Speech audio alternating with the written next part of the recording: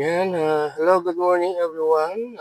Thank you for this morning because God's allowed na tayo ngayon ay makapagbahagi ng kanyang salita, no, sa Isaiah chapter 25 verse 1 in LT version, the attitude to those know Him. So, purihin ang ating Panginoon. So, I just want to read this passage or this verse. Okay? O Lord, I will honor and praise your name, for you are my God. You do such wonderful things. You planned them long ago, and now you have accomplished them. So this is the attitude, no? Yung mga nakakilala sa ating Panginoon, nagbibigay ng praise and honor to Him because God uh, did everything and yung kanyang accomplishment. So, sa kanya, sa Isaiah, honor and praise God because he realized that God complete his plan as a promise. So, Isaiah that na nagbibigay ng praise and honor sa Lord because he realized, no, sa mga accomplishment ng ating Panginoon at sa yung mga promise ng ating Panginoon that the same, no, sa atin bilang tayo mga nakakilala sa Panginoon. So kailangan makareceive ang Lord ng ganyan papuri, no, sa Kanya.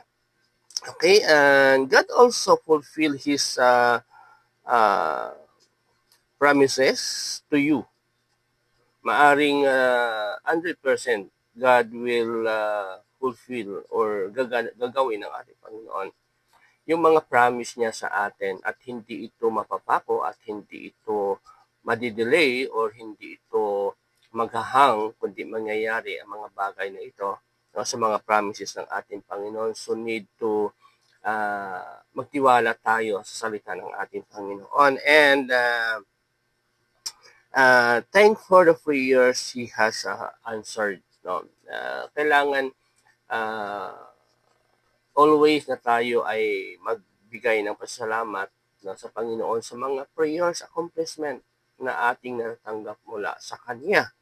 So, and praise Him for His goodness.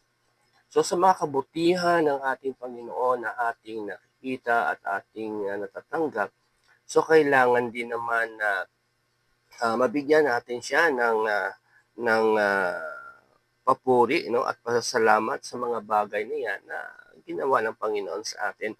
At syempre, no, yung kanyang katapatan, no, yung faithfulness ng Lord na talaga naman hindi natin matatawaran yung kanyang katapatan, no, ay tapat ang Diyos sa kanyang mga promises, tapat ang Diyos sa kanyang salita. At ang salitang ito ng Diyos ay hindi ito mababaliwala. So mga kapatid, mga minamahal, pamilya, kaibigan, nawa ay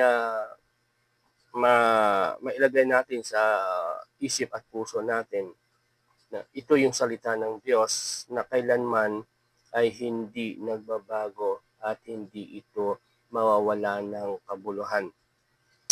So muli ay thank you so much and God bless everyone and I hope that na muli ako ay nakapagbigay sa inyo ng isang encouragement at kaalaman tungkol sa ating Panginoon. Kaya tayo ay i-honor natin ang ating Panginoon, purihin natin ang Panginoon, no, sa kanyang pangalan. Kaya thank you so much sa inyong lahat and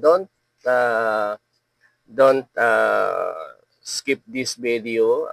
Panoorin natin ito and don't forget follow, like and share, no, para marami pang mga kababayan or marami pang mga friend, family natin na makakadinig, no, ng kanyang salita. Kaya muli, thank you and God bless everyone and Merry Christmas sa lahat. Amen. Thank you, thank you, thank you. God bless.